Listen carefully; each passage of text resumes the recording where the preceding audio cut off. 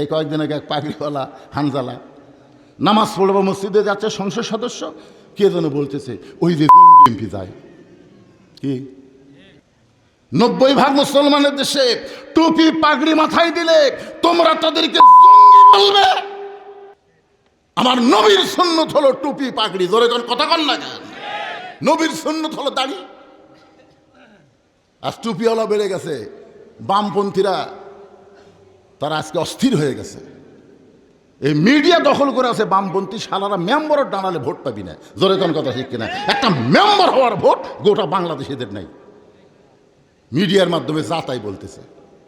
আইনমন্ত্রী আমাকে আইনই কয় না, আইনমন্ত্রী যাই আছে আইনের কথাই কয় না, যা কয় সালাউদ্দিন।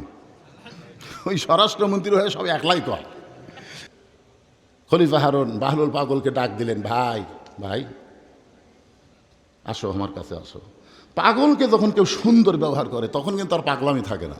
বিশ্বাস করেন, আপনাদের গ্রামে যদি পাগল আছে সবাই ঢাল বাতি ও করতেছে, তো পাগলামি বাড়বি ওর। আর আপনি যদি সুন্দরকে ডাক দেন ভাই, দেখবেন ওই আর পাগলামি করবেন। বাহলুল পাগল খলিফা হারুনের কাছে সে বলতেছে, জাহাপনা আমাকে ডাকলেন, বলে ভাইজান আমার একটা কাজ আছে, এই কাজটা আপনি করে দিবেন। পাগল বলে আমার দ্বারা আপনি কি কাজ করে নেবেন? বলে আমার এই লাঠিটা নাও, এই লাঠিটা নিয়ে তোমার দায়িত্ব হলো তোমার চাইতে বোকা মানুষ যদি পাও তাহলে লাঠিটা তারে দিয়ে দিও। এই কাজটা আমি তোমাকে দিয়ে দিলাম। বাহলুল পাগল লাঠি নিয়ে বের হয়ে গেল। খলিফা হারুন বললেন, তোমরা টেনশন করো না, এই পাগলা আর কোনো দিন আসবে না। তো বলে যাহাবো না কেমনি? বলে এর চাইতে বোকা মানুষও খুঁজে পাবি না, লাঠি দেওয়ারও কাম শেষ হবি না। তো লাঠি দেওয়ার কাম না শেষ হলে কেমনি আসবে? আসলেই তাই। কয়েক বছর হয়ে গেল বাহলুল পাগল আর রাজ দরবারে আসে না। কয়েক বছর হয়ে গেল। উজির নাজির মন্ত্রীরা খুবই খুশি, পাগলের জ্বালা থেকে আমরা বাঁচে গেলাম। কিন্তু কয়েক বছর পরে খলিফা হারুন দুর্বল হয়ে যখন বিছনায় পড়ে যায়, এমন সময় বাহলুল পাগল লাঠি নিয়ে হাজির। খলিফা হারুন বলে, বাহলুল ভাই এত বছর পর্যন্ত আপনার হাতে লাঠি, এখন পর্যন্ত বোকা মানুষ খুঁজে পাননি? বাহলুল পাগল বলে, যাবো না, আজকে মনে হয় পাওয়া যাবে। খলিফা হারুন বলে, পাগল হোসেন, আমি আপনি ছাড়া তো কেউ নাই, আমি আর তুমি ছাড়া কেউ নাই, তাহলে বোকা মানুষ কেমনে পাবা? এবার বাহলুল পাগল বলে, জাহাপনা মনে কষ্ট নেবেন না, মনে করেন আপনি যে জায়গায় বসবাস করতেছেন এই জায়গার নাম কি? খলিফা হারুন বললেন, এই জায়গার নাম হলো বাগদাদ। বাহলুল পাগল বলে, 10 দিনের সফরে যদি আপনি মক্কায় যান, আপনি বলেন তো বাগদাদ থেকে মক্কায় 10 দিনের সফরে আপনি কেমনে যাবেন? খলিফা হারুন বলে, বাগদাদ হলো আমার চেনা আর মক্কা হলো আমার অচেনা। চীনা শহর থেকে অচেনা শহরে 10 দিনের জন্য যদি রওনা দেই, তাহলে মাল সামানা জোগাড় করি তো রওনা দেওয়া লাগবে।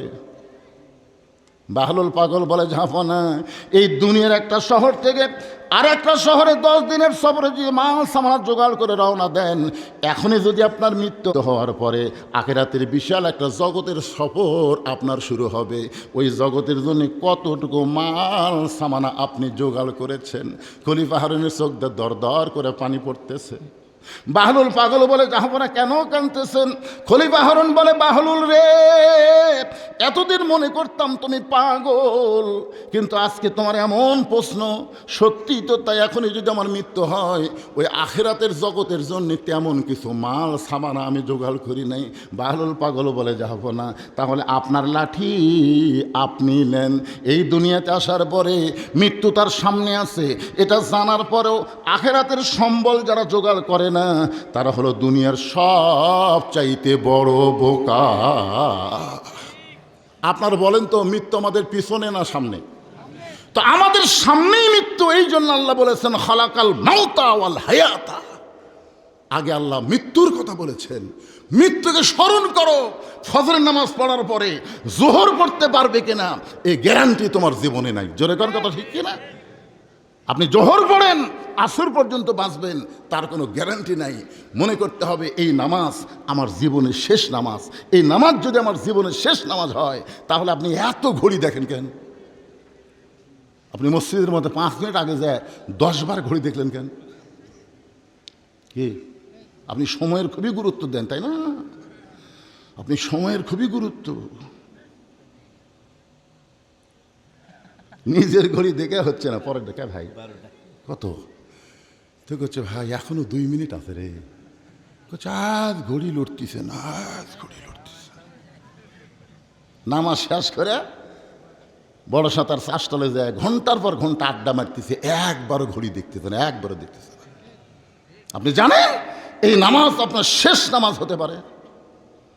তো শেষ নামাজ যদি বিশ্বাস করেন তাহলে কিভাবে নামাজ আদায় করা লাগবে প্রত্যেকটা নামাজিকে চিন্তা করার দরকার আছে না নাই? দরকার আছে না নাই? আল্লাহ কেন বললেন কদ আফলাহা মান তাযাক্কা ওয়া যাকারা ইসমা রাব্বিহি ফাসাল্লা? আগেই নামাজ না, নামাজ পড়ার আগে তুমি তোমার অন্তরকে পবিত্র করো। মসজিদে ঢোকার সাথে সাথে তোমার মসজিদ যেন আল্লাহর ঘর কাবা পর্যন্ত তোমারে পৌঁছায় দেয়, আল্লাহর কাবা যেন তোমাকে বাইতুল মামুরের ভিতর দিয়া আল্লাহর আরশ পর্যন্ত তোমারে পৌঁছায় দিয়া আসসালাতু মেরাজুল মুমিনিন, নামাজ যেন তোমার জীবনে মেরাজ হয়ে যায়। ইমাম গাজ্জালি বলেছেন কোন নামাজি ব্যক্তি মারা গেলে ওই ব্যক্তির কোনো টেনশন নাই, কারণ কবরে যাওয়ার পরই তো মুনকির নাকির আসবে। কি প্রশ্ন করবে? কয়তলা বাড়ি থিয়াচ্ছেন, কয়তলা, খালি বারবার কি দেখতেছেন ভাই? 6 তলার ভিত দিছি হুজুর, 4 তলা হসে, রড বার করে হুজুর দোয়া করবেন হুজুর, আর 2টা তালা যান বানাবার পারি হুজুর, আর 2টা তালা হলে আমার আর কোনো টেনশন নাই। কান্দের ফেরেশতা আল্লাহ, এর কান্দর থেকে আমরা কি লেখবো, এর কান্দর থেকে কি লাগবো? যার জন্য বাজেট হচ্ছে 9 তলা আর তাই দেখে 6 তলা। আপনার বলেন তো আমাদের বাজেট কি 6 তলা না 9 তলা? তো 9 তলার জন্য কি চিন্তা করতেছেন? হ্যাঁ, কষ্ট দিচ্ছেন মনে? খলাকাল মাউতা ওয়াল হায়াতা লিয়াবলুয়াকুম আইয়ুকুম আহসানু আমালা। একটু মনোযোগ দিয়ে শুনতে হবে, যে কোনো মুহূর্তে আমাদের মৃত্যু হবে, যে কোনো মুহূর্তে। এখন ইমাম গাজ্জালি রহমতুল্লাহ আলাইহি বলেন নামাজ নিয়ে তুমি যদি কবরে যাওয়ার পারো, ফজরের নামাজ পড়ে গেছো, জোহরের আগে তোমার মৃত্যু হলো, আবার জোহর পড়েছো আসরের আগে তোমার মৃত্যু হয়ে গেল, আবার আসরের নামাজ পড়েছো মাগরিবের আগে তোমার মৃত্যু হয়ে গেল। কবরে রাখার পরে সর্বপ্রথম 2টা ফেরেশতা কবরে আসবে, তার নাম হলো মুনকির নাকির। কবরে এসে জিজ্ঞাসা করবে মান রব্বুকা, রুহের জগতে জিজ্ঞাসা করেছে আল্লাহ, জোরে কন কে? আলাস্তু বিরব্বিকুম, আমি কি তোমাদের রব নই? আবার একই প্রশ্ন মুনকির নাকিরের মাধ্যমে আল্লাহ বলাতে মান রব্বুকা, তোমার রবকে? আপনার কোয়া লাগবে আপনার নামাজ, আপনার নামাজ দাঁড়িয়ে যাবে।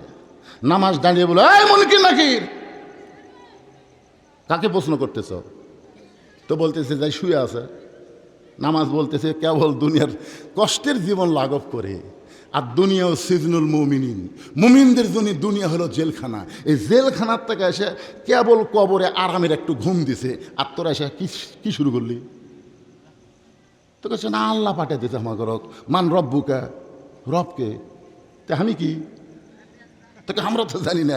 আমি বললাম ওই ব্যক্তির নামাজ, যেই ব্যক্তি ঘুম পাড়তেছে ওই ব্যক্তির আমি নামাজ। আমি তোমাদের কাছে জানতে চাই এই ব্যক্তি সারা জীবন কত ওয়াক্ত নামাজ পড়ছে, হিসাব দাও।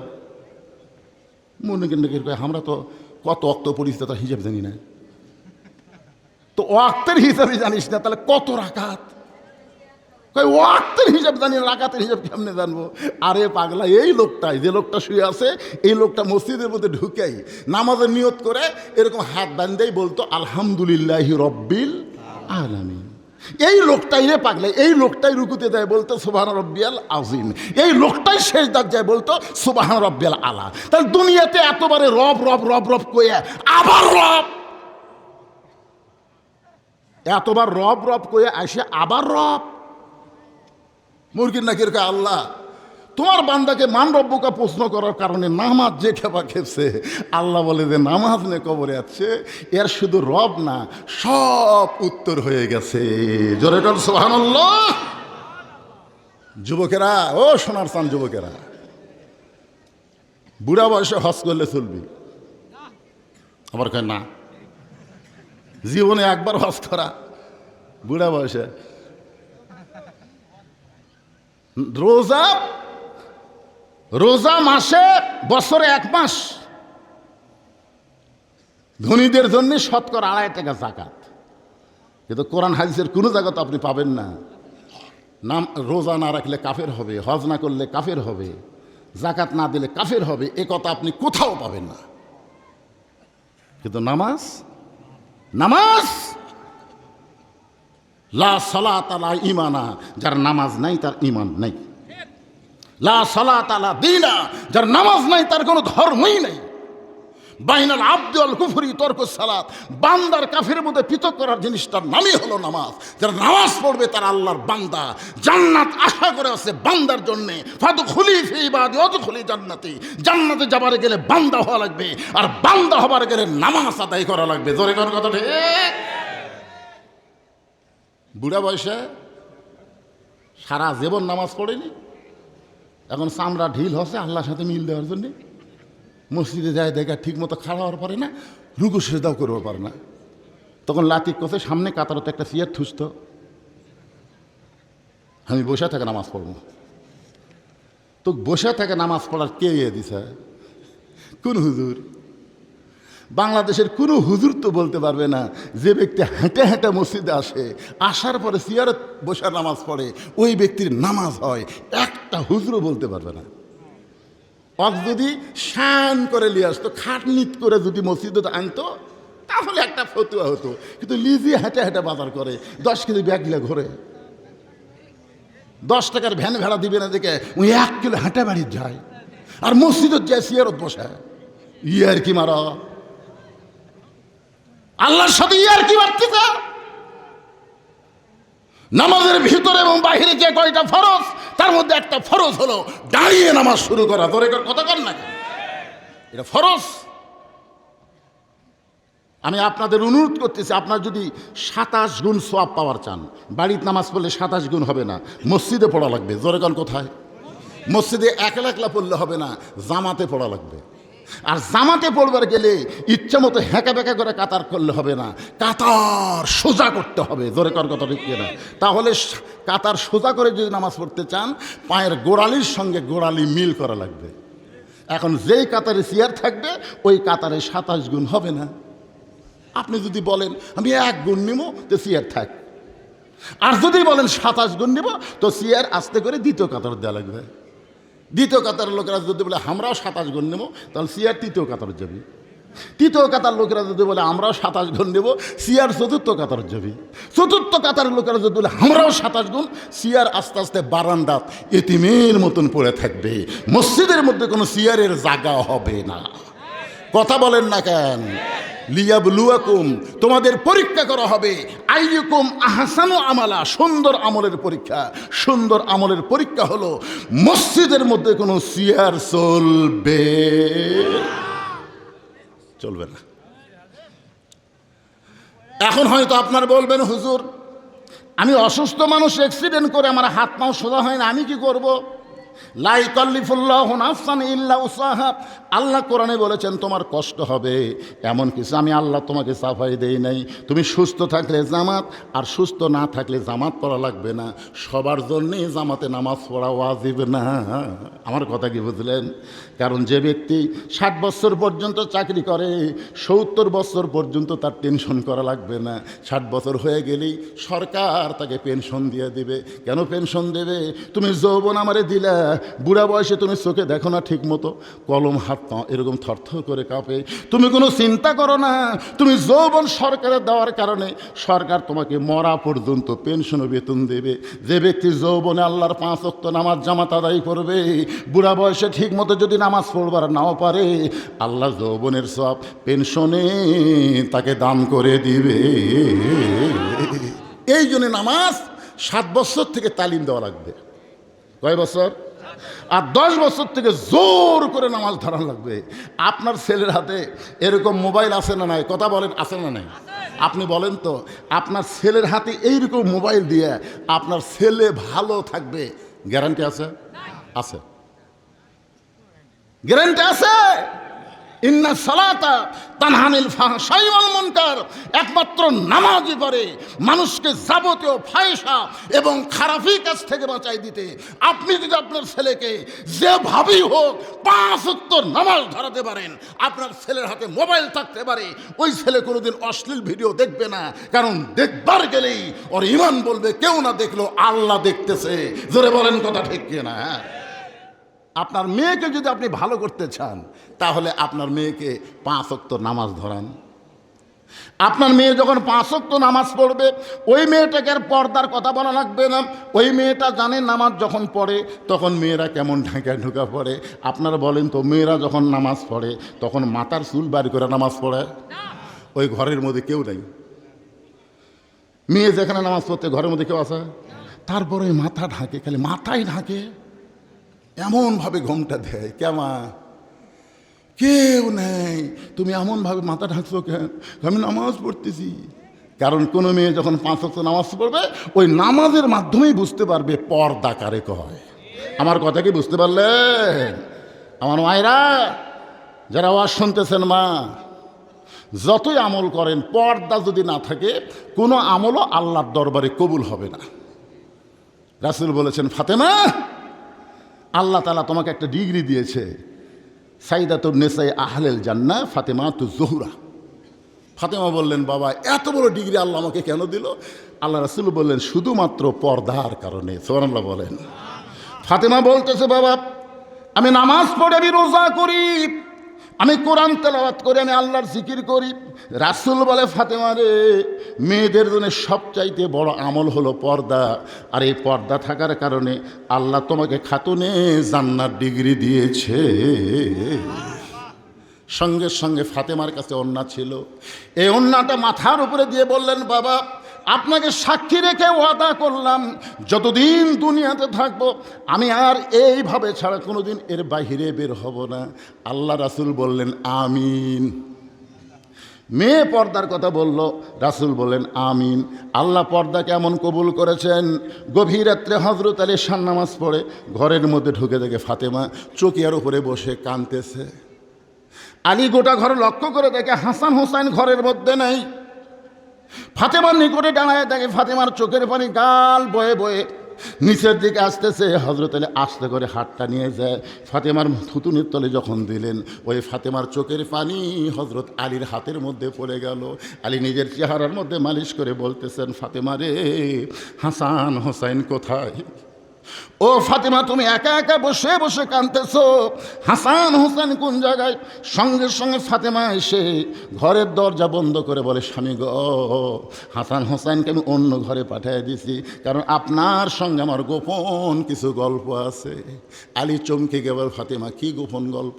ফাতেমা বলে, স্বামী আমি সব সময় আল্লাহর কাছে দোয়া করেছি, আল্লাহ যেন আমার দোয়া কবুল করে। এই মুহূর্তে আল্লাহ জানাইলো, আল্লাহ তাআলা আমার দোয়া কবুল করেছে। আলী বলে, ফাতেমা রে, দোয়া কবুল করা হলো আনন্দ, তুমি কেন কাঁদতেছো? ফাতেমা বলে, স্বামী কি দোয়া কবুল করেছে আল্লাহ, আপনি কি শুনবেন না? আলী বলে, ফাতেমা তাহলে বলো কি দোয়া কবুল করেছে? ফাতেমা বলতেছে, আল্লাহ তাআলা আমাকে পর্দার মধ্যে মৃত্যু দিবে। আলী থুতুনি ধরে কপালে চুমা দেওয়া বলে, পাগলি, যে সারা জীবন পর্দার মধ্যে থাকে তার মৃত্যু তো পর্দার ভিতরেই হবে। যে পর্দার মধ্যে থাকে তার মৃত্যু পর্দার ভিতরেই হবে। আর হামাকের গুলা পর্দার মধ্যেই থাকে না, তাও মরার পরে 5 কাপড় পায়। জোরে কোন কথা ঠিক কিনা? খালি 5 কাপড় পায়, খাটনি পর্যন্ত চাদর দিয়ে ঢাকে।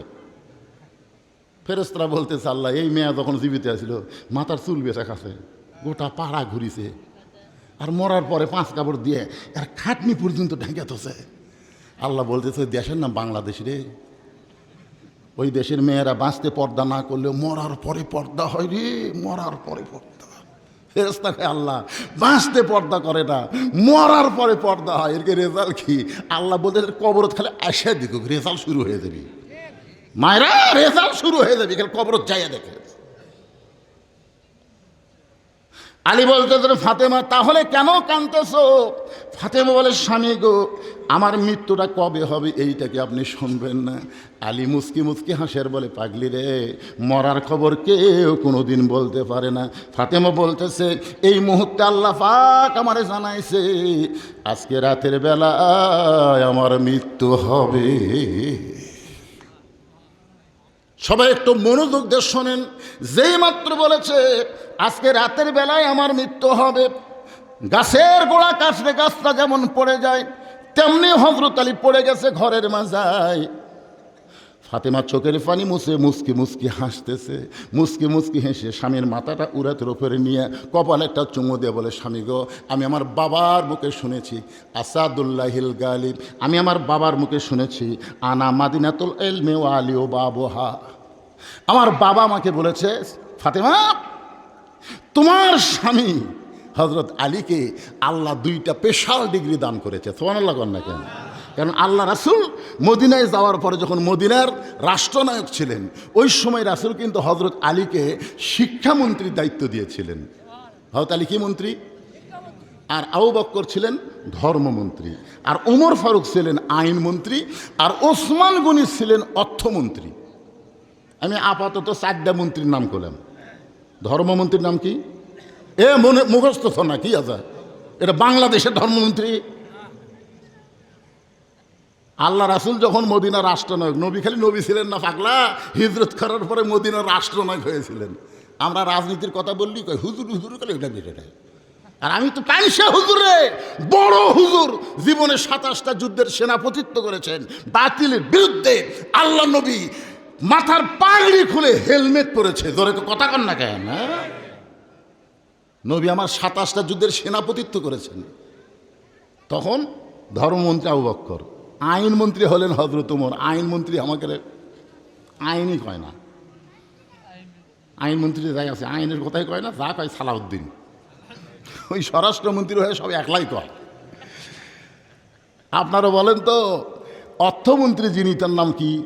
ওসমান গনি। যেরকম তার নাম কি? আর শিক্ষামন্ত্রী হলেন হজরত আলী। হজরত আলীর মতন মহামানব যখন শিক্ষামন্ত্রী হবি, তখন আগডম বাগডম ঘোড়াডম সাথে ঢাকঢোলক ঝাঁঝর বাজে। এই মিথ্যা শিক্ষা মুসলমানের বাংলাদেশে চলবি